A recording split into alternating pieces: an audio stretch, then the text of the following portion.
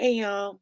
Happy Thursday. I'm trying to double up on recaps of the Pit because like we're coming up on the finale. So this is hour 4. And I'm gonna call this one Everyone Peas. So we pick up with the theft of the ambulance. The staff starts betting on who took the ambulance, if they're going to get caught, where they're going to get caught, when they're going to get caught, and which hospital is going to catch the casualties. Robbie and Dana, they're moving Mr. Spencer to Peds so they can extubate him and the family can say goodbye to him.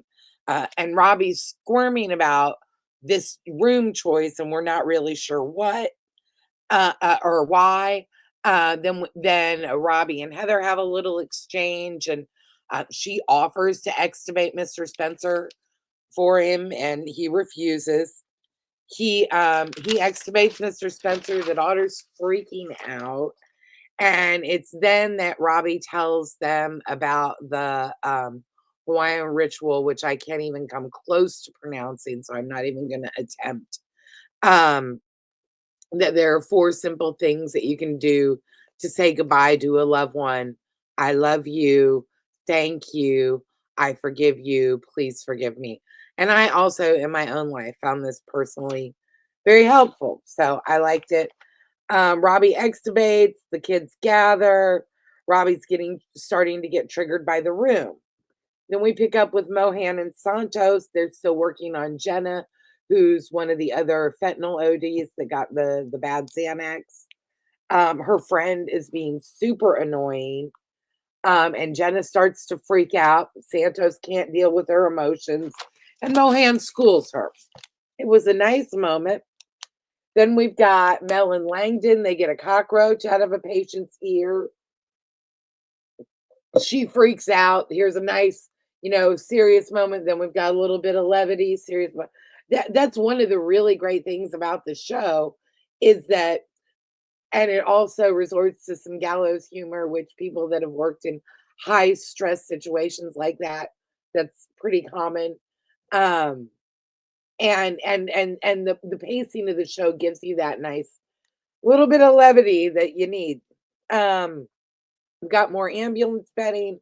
Langdon catches a trauma of a guy that's fallen. He and Santos grab him. I'm sorry. We hear screaming and a nurse say, "Damn, they woke the Kraken." And we learn that the Kraken is a psych patient that's behind on meds. We go to the waiting room. And then we go back to Langdon and Santos's trauma. And then we go back to Mr. Spencer. He's still kind of hanging on. Kids clearly had very different relationships with their dad. Robbie starts to have COVID flashbacks. This is the room we learn where Dr. Admonson died. And Robbie bolts for the bathroom. And he finally pees. Thank God. After he goes fetal for a moment and collects himself, he pees. It's like an emotional and a physical release at the same time. I fuck with it. Ambulance chase has begun. They found the ambulance. The cops are chasing them. The psych patient they call the Kraken is screaming. Another issue about ER boarding, other departments boarding in the ER. He's now behind on his meds because they don't have enough nurses to keep on top of his meds. And but anyway, what they need to do is figure out how to get close enough to him to give him meds to calm him down. And a joke was made about a Pavulon blow dart, which I thought was fucking funny. Um, Robbie orders the Kraken's meds, and Dana kind of checks in on Robbie, takes his emotional temperature. Go back to the waiting room. A trans woman with a cut on her arm is misgendered by the woman at the desk.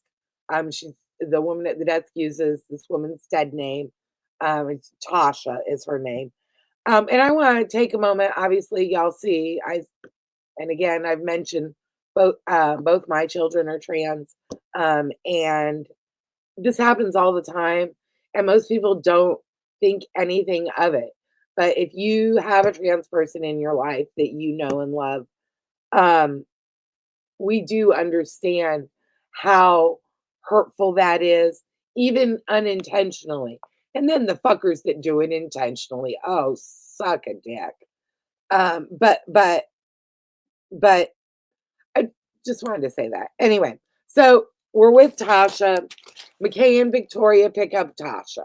They take her back, go back to Santos and Langdon in the trauma fall. Although Langdon's not in the room, Santos orders BiPAP because the guy's having a hard time breathing. Um, and she does this on her own. And the patient also mentions that Garcia, the surgeon, is into Santos.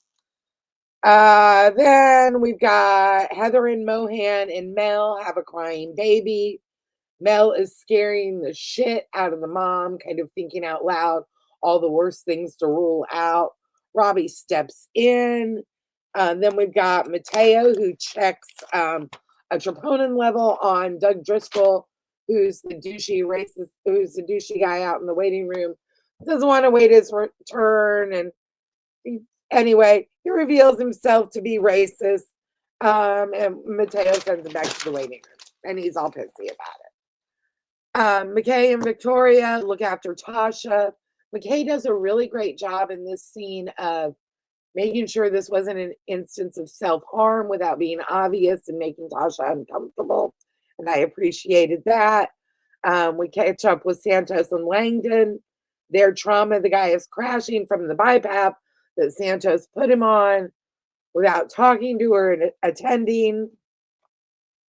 And of course, Langdon comes down pretty hard on her. We go back to the crying baby.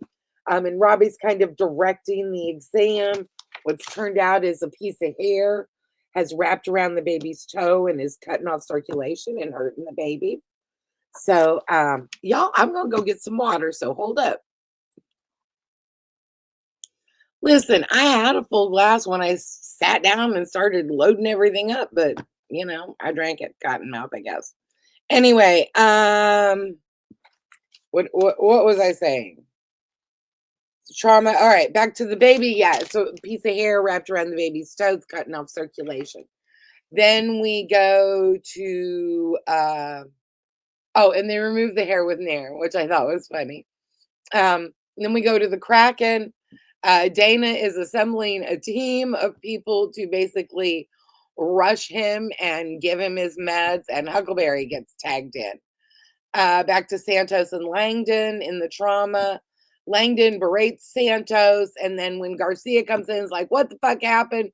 Finds out it's Santos, then she's all nice and be like, "Oh, it could happen to anyone. She knew everything. She'd be your boss," and shit like that. Langdon and Robbie exchange looks. Let's see here. Christy Wheeler comes in. She's a patient at Dr. Abbott's who's come in for a medication abortion. She comes into the waiting room, pick up with Robbie and Mr. Spencer. The daughter talks about her regrets and guilt and anger. Dana breaks up everyone betting on the stolen ambulance and sends them off to do different chores. One of the guys that was standing around gets roped into helping to medicate the Kraken.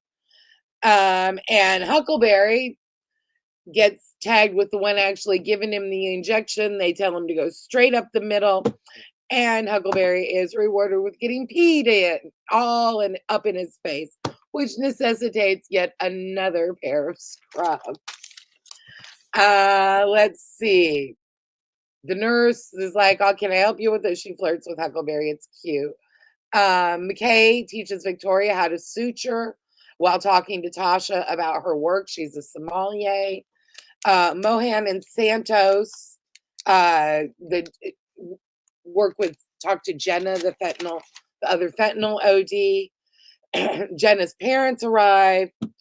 Robbie sends Nick the fentanyl OD that's brain dead for his final test. I think it's a cerebral perfusion test. Let's see. Heather takes Dr. Abbott's medication, abortion. Dana updates Robbie, kind of. He gives orders, and then she checks on Robbie. We find out he's not sleeping. Let's see. And then there's a whole physician heal thyself thing. Let's see. Jenna talks to Nick's parents and apologizes, tells them kind of what happened. The mom is still holding out a little bit of hope. But Jenna tells him, Nick was just a nice guy. He was just being nice to us. So that was a moment. Tasha, McKay, and Victoria. Victoria fixes the misgendering error on Tasha's chart. And she does it in such a cool way. The actress does a wonderful job of communicating the gratitude without having to be effusive and making a scene. And the whole thing is handled with discretion and care. And as a mama bear, I appreciate that. Anyway, we go back to Mohan and Mel. They've got a 12-year-old girl with abdominal pain. Her father's a widow. And it turns out that like her hymen did not open when she was born or something. She ends up having to have it surgically removed. Anyway, pick back up with Robbie and Dana. They go into the Santos Langdon trauma. Robbie's just trying to clear beds. Then we pick up with Heather and Christy. Christy, the abortion girl. The baby's bigger than Dr. Abbott's measurements, and it's putting her past a legal date. More ambulance chase.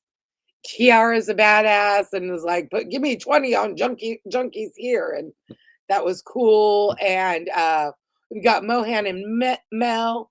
They discover the issue with the hymen with the 12-year-old, and then Mel is speaking with the father, and it's extraordinarily graphic about the violence menstrual blood pulsating. Like it was, wow. It was graphic for me, and I've been through it. You know what I'm saying? Not the hymen thing, but obviously TMI. Ew. Robbie and Mr. Spencer. Mr. Spencer dies. Then we go to the waiting room, and a patient starts having a seizure. So, and that's the end. I put up all this stuff. Oh, look. Here's Huckleberry and the Kraken. Here's Kiara being a badass, making bets. Here's Mel oversharing with the patient with the hymen, the issue with the hymen's dad. So yeah, all that was awesome. And then the other thing I want to talk about, I want to highlight Dr. Mohan. She plays Dr. Samira Mohan, Saprira Ganesh. And if I mangled it, I apologize sincerely. Is new, kind of like there's not a lot on her IMDb. She's very good, and she actually came to the US to study neuroscience. And I find that very interesting. And I like that there are a lot of unknowns and there are a lot of people that maybe had other interests before acting that are part of the show. And I find that very interesting. And I love her character. No mo slow mo. I love her character. So check it out. That was hour 4 of the Pit. Everyone, please join me tomorrow for Fangirl Friday and either Saturday or Sunday for some weekly sauce. And join me later this weekend for some more Pit breakdowns, okay? Y'all have a great day. Take care of y'all. Bye.